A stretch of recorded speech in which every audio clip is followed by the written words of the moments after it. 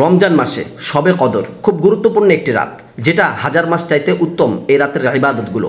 কিন্তু এই শবে কদর নিয়ে আমাদের সমাজের ভিতরে একটা প্রচলন রয়েছে।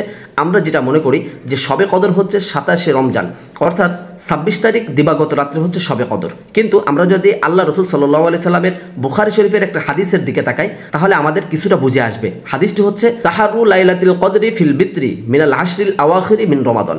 আল্লাহ রসুল সাল্লাল্লাহু আলাইহি সাল্লাম বলতেছেন যে তোমরা শবে কদর তালাশ করো রমজানের শেষ দশকের বিজোড় রাত্রে, অর্থাৎ 21, 23, 25, 27, 29।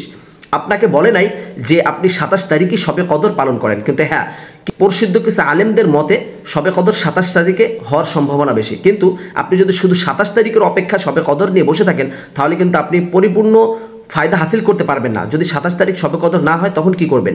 এই জন্য রমজানের শেষ দশকের বেজোড় যে রাতগুলো, এই রাতগুলো কিছু কিছু আমল করুন শবে কদরের নিয়ত করে। যদি এই রাতগুলোর ভিতর শবে কদর চলে যায়, তাহলে যেন আপনি শবে কদরের ফায়দা হাসিল করতে পারেন।